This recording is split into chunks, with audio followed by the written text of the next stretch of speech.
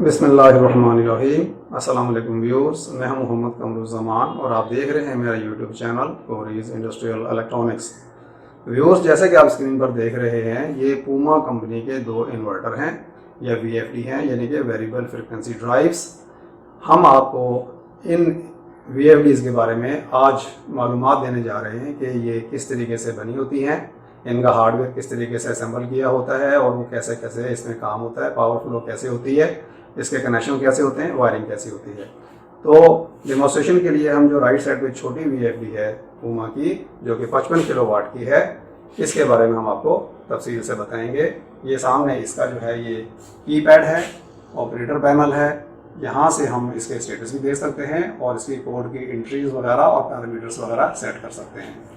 इसके साइड में जो है ये एक स्टिकर लगा हुआ है जो कि इसके मॉडल नंबर वाला बताता है।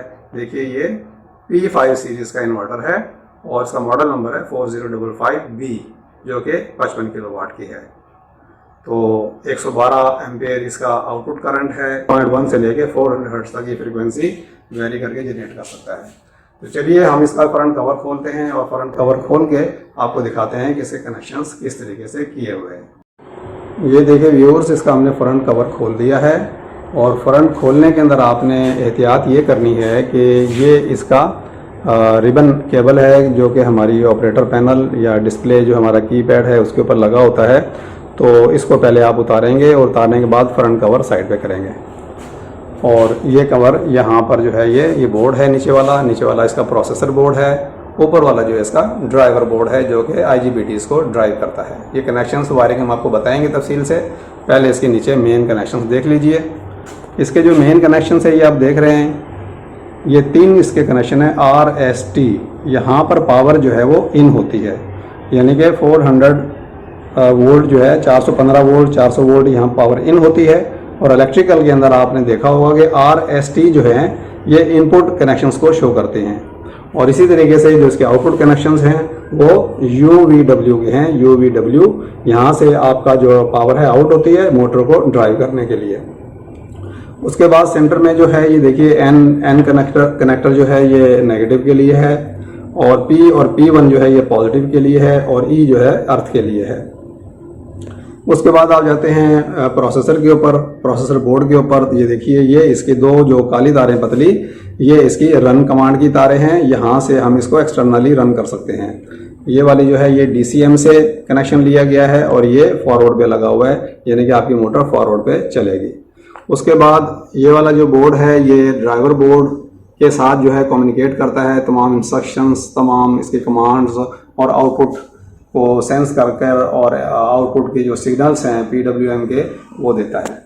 यहाँ पर अगर आप आएँ तो ये देखिए, ये 3 कनेक्टर लगे हुए हैं।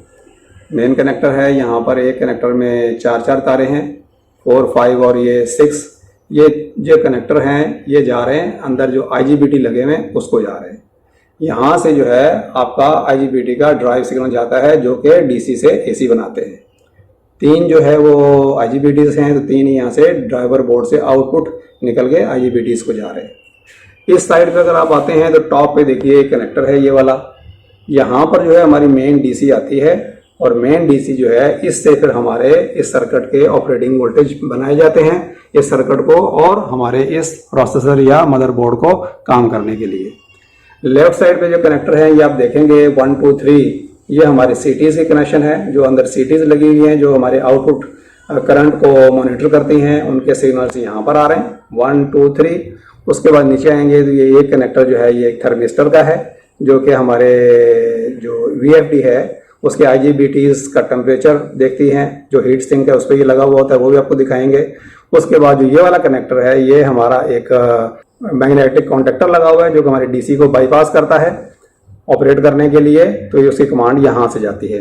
तो ये टोटल जो है इसके कनेक्टर्स थे कमांड के, कंट्रोल के।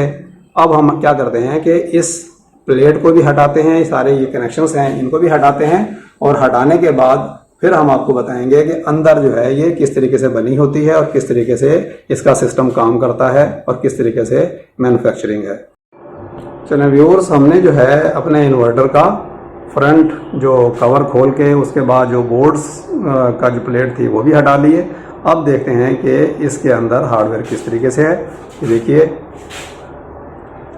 ये हमारे इनपुट टर्मिनल हैं RST। यहाँ से ये हमारी जो है ये बस बार प्लेटें लगी हुई हैं, और ये देखिए एक छोटा सा मॉड्यूल लगा हुआ है जो कि 3 फेज़ का रेक्टिफायर यूनिट है। तो रेक्टिफायर मॉड्यूल जो है इसके देखिए नीचे से ये 3 प्लेटें जो है वो इन हैं, और ऊपर जो 2 तारें लगी हुई हैं जिसके अक्रॉस एक कैपेसिटर भी ये लगा हुआ है, ये इसकी आउटपुट है। लेफ़्ट वाली जो ये वाली केबल है, यहाँ से नेगेटिव वोल्टेज आउट होते हैं, और जो ये वाली रेड वाली है यहाँ से पॉजिटिव वोल्टेज आउट होते हैं। यानी कि ये वाला जो मॉड्यूल है रेक्टिफायर मॉड्यूल, ये AC को DC में कन्वर्ट कर देता है। पतली तारें आपको नज़र आ रही हैं, ये फैंस की सप्लाई के लिए इस्तेमाल किए गए हैं। बहरहाल उसके बाद जो ये हमारी ये जो वाइट वाली नेगेटिव तार है, ये हमारी यहाँ से होती हुई ये यहाँ पर नेगेटिव टर्मिनल के ऊपर भी आती है, और उसके बाद यहाँ से होते हुए ऊपर ये देखेंगे आपको, ये आप नज़र आ रहे हैं आपको, ये 4 कैपेसिटर लगे हुए हैं, बड़े कैपेसिटर लगे हुए हैं। यहाँ पर आगे देखिए ये 2 आपको वाइट कलर की पावर वाली तारें नज़र आ रही हैं।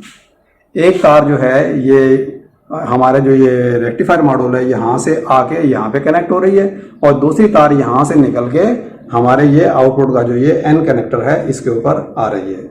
उसके बाद जो ये रेड वाला जो आप देख रहे हैं इसका आउटपुट की केबल, ये यहाँ से आके ये मैग्नेटिक कॉन्टैक्टर लगा हुआ है। ये देखिए मैग्नेटिक कॉन्टैक्टर की तीनों जो टर्मिनल हैं वो शॉर्ट किए हुए हैं ताकि मैक्सिमम करंट इसके थ्रू पास हो सके, इनपुट पर भी और आउटपुट भी। तो ये यहाँ पर जब DC बन के आती है जो कि अनरेगुलेटेड होती है, वो फिर यहाँ से देखिए ये लिखा हुआ है इस पर R2, एक तार ये है और एक तार यहाँ पर R1 लिखा होगा। ये देखिए ये बारीक तार R1। ये 2 तारें जो है एक रजिस्टर की हैं। ये अगर मैं आपको दिखा सकूं तो ये देखिए अंदर जो है इसके एक वाइट कलर का रजिस्टर लगा हुआ है, ये इसका चार्जिंग रजिस्टर है। होता ये है कि जिस वक्त इसके ऊपर मॉड्यूल के ऊपर पावर आती है तो हमारी DC एकदम से जो है 600, 650, 550 वोल्ट नहीं बनती, बल्कि वो आस्ता आस्ता रेज होती है, राइज होती है। उस दौरान में हम नहीं चाहते कि हमारा जो है वो एकदम से कैपेसिटर्स के ऊपर लोड पड़े। तो इन कैपेसिटर्स को स्लोली चार्ज करने के लिए ये रजिस्टर लगा हुआ है, इसके थ्रू हमारे कैपेसिटर्स चार्ज होंगे, और जब एक up to a certain level तकरीबन 400, 450 वोल्ट जब ये चार्ज हो जाएंगे तो उसके बाद यहाँ से पावर जो है, ये देखिए एक केबल है यहाँ पर, ये वाली केबल, ये हमारे ड्राइवर बोर्ड के ऊपर पावर लगी होती है।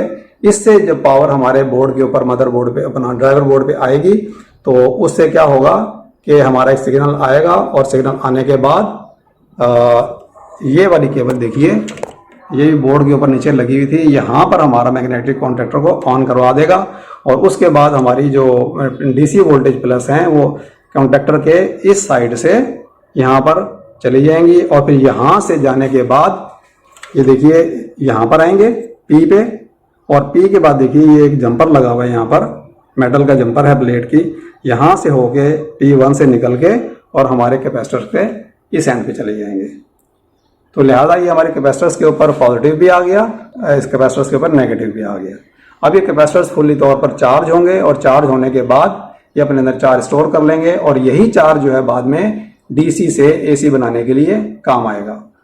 ये जो कैपेसिटर्स हैं 400 वोल्ट के होते हैं, लेकिन यहाँ पर 600, 650 वोल्ट होते हैं। तो इसलिए वोल्टेज की कैपेसिटी को इंक्रीज करने के लिए ये देखिए ये जो 2 कैपेसिटर हैं ये वाले, ये आपस में पैरेलल किए हुए हैं, और 2 ये पैरेलल में किए हुए हैं। उसके बाद इन दोनों को यहाँ से सीरीज में किया हुआ है। तो ये पैरेलल करने से इसके UF बढ़ जाते हैं, और सीरीज में करने से इसके वोल्टेज बढ़ जाते हैं। उसके बाद यही वोल्टेज जो है वो हमारे, ये देखिए यहाँ से ये फ्यूज लगा हुआ है, और ये फ्यूज हमारे लगा हुआ है नेगेटिव के ऊपर। तो ये हमारे नीचे मॉड्यूल्स लगे हुए हैं, ये देखिए ये 3 कैपेसिटर हैं। कैपेसिटर्स के नीचे ये मॉड्यूल नंबर 1 है, ये मॉड्यूल नंबर 2 है, और ये मॉड्यूल नंबर 3 है। ये हमारे IGBT मॉड्यूल्स हैं। यही वो मॉड्यूल हैं जो कि DC से AC बनाते हैं। नेगेटिव हमारी इस फ्यूज के थ्रू आ रही है, या यूं समझ लीजिए कि पॉजिटिव हमारी यहाँ से रिटर्न होकर नेगेटिव में जाएगी। बहरहाल ये नेगेटिव में फ्यूज लगा हुआ है जो कि 150-200 एम्पेयर का होता है, उसके बाद पॉजिटिव जो है वो हमारी, ये देखिए ये प्लेट है प्लस वाली, यहाँ से प्लेट से हमारे पॉजिटिव वोल्टेज आते हैं। तो हमारे मॉड्यूल के ऊपर 3 कनेक्टर होते हैं। एक जो है ऊपर वाला पॉजिटिव की प्लेट, यानी कि तीनों मॉड्यूल के ऊपर पॉजिटिव वोल्टेज पहुंच जाएंगे। उसके बाद जो नीचे वाली प्लेट है ये हमारी यहाँ से नेगेटिव वोल्टेज आएंगे। तो लिहाजा इसको जो है 600, 650, 550 वोल्ट डीसी मिल गए। उसके बाद जो है ये देखिए ये जो तारें आपको नजर आ रही हैं ये इसकी कंट्रोल की तारें हैं जो कि आईजीबीटी को कंट्रोल करते हैं, यानी कि स्विचिंग कराते हैं, ऑन ऑफ कराते हैं। जैसा कि प्रोसेसर बोर्ड से सिग्नल आता है और ड्राइवर बोर्ड से आता है, और ड्राइवर बोर्ड से ये 3 तारें यहाँ पर आ रही हैं। ये एक कनेक्टर पे हैं और इसी तरीके से ये दूसरे कनेक्टर पे और इसी तरीके से ये तीसरे कनेक्टर पे। तो यहाँ से इसकी कंट्रोलिंग होगी। उसके बाद जो डीसी बनेगी, डीसी हमारा ये तीसरा जो टर्मिनल है इनका आईजीबीटीज का, वहां से हमारी एसी आउट होगी। आउट होने के बाद ये देखिए कि ये जो लेफ्ट वाला मॉड्यूल है यहाँ से रेड फेज की आउटपुट निकलती है जो कि हमारे यू के ऊपर आती है। उसके बाद जो सेंटर वाला है यहाँ से येलो से होके हमारे वी पे आती है आउटपुट। उसके बाद जो थर्ड आईजीबीटी है वहां से ग्रीन के थ्रू यहाँ पे देखिए ये डब्ल्यू पे आती है। और इन तीनों फेज के करंट को मॉनिटर करने के लिए ये हमने सीटी लगाई हुई है। इन सीटी के स्टेटस जो है करंट के यहाँ से कितना करंट गुजर रहा है आउटपुट पे, ये हमारे ड्राइवर बोर्ड पे जाता है जो कि हमने 1, 2, 3 से मॉनिटर की हुई है। तो व्यूअर्स ये था हार्डवेयर पूमा P5 के इन्वर्टर का। अमूमन इसी प्रिंसिपल के ऊपर जो है वो इन्वर्टर बने होते हैं। उसके बाद ये देखिए आपको एक चीज़ और दिखानी थी। यहाँ से देखिए साइड पे ये छोटे छोटे रजिस्टर लगे हुए हैं 20 वाट 33 के, एक इस तरफ लगा हुआ है और एक इस तरफ लगा हुआ है। ये हमारे कैपेसिटर के डिस्चार्जिंग रजिस्टर है। जब हम अपने वीएफटी को इन्वर्टर को ऑफ करते हैं तो हमारे जो ये कैपेसिटर हैं ये चार्ज रहते हैं और इन चार्ज को सेफ्टी के पॉइंट ऑफ व्यू से डिस्चार्ज करने के लिए ये रजिस्टर लगे होते हैं जो कि नेगेटिव और पॉजिटिव पे लगे होते हैं। उसके बाद जो ये कैपेसिटर आपको नजर आ रहे हैं ये 33 माइक्रोफैराड के हैं, 1200 वोल्ट के। जिस वक्त ये हमारे आईजीबीटीज यहाँ से डीसी पावर को यूज करके एसी बनाते हैं तो यहाँ पर बहुत ज़्यादा नॉइजेस जनरेट होते हैं, हार्मोनिक्स जनरेट होते हैं, एसी के रिपल्स जनरेट होते हैं। तो उन एसी को फिल्टर आउट करने के लिए ये कैपेसिटर यूज किए गए हैं। तो ये जो बड़े वाले कैपेसिटर हैं ये फिल्टर आउट भी करते हैं, लो फ्रिक्वेंसी को भी आउट करते हैं। लेकिन जो छोटे कैपेसिटर हैं ये 3 ये और अभी देखेंगे एक ये लगा हुआ है और एक ये लगा हुआ है, ये भी हाई फ्रिक्वेंसीज को फिल्टर आउट करने के लिए होते हैं ताकि नॉइजेस कम से कम किए जा सके। तो उम्मीद है आपको इन्वर्टर के बारे में, उसके हार्डवेयर के बारे में अच्छे तरीके से तफसील से पता चल गया होगा। चलिए व्यूअर्स, हमने अपने इन्वर्टर को वीएफडी को रीपैक कर दिया है और इसको अब हम ऑन करेंगे। ऑन करके आपको थोड़ा सा फंक्शन दिखाएंगे कि ये चलने में किस तरीके से होती है। चलिए सबसे पहले हम इसकी पावर ऑन करते हैं। ये इसका पावर ऑन हो गया, जिसने अपना सॉफ्टवेयर का वर्जन बताया है और इस वक्त ये कैलकुलेशन बड़ी स्टार्ट हो गई, ये ऑन हो गई है। अब इसको हम रन कमांड देंगे।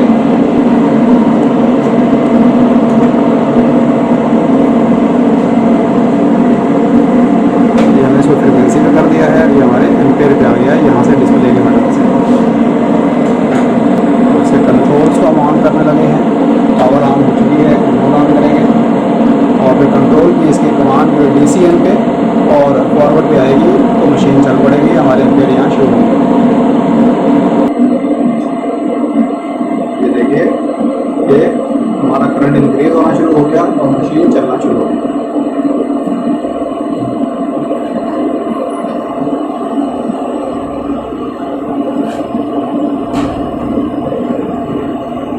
व्यूअर्स, ये हमारा इन्वर्टर था जिसको हमने आपको दिखाया, इसके अंदर से सारा हार्डवेयर दिखाया और किस तरीके से कनेक्शन हैं वो दिखाए और किस तरीके से ऑपरेट होते हैं।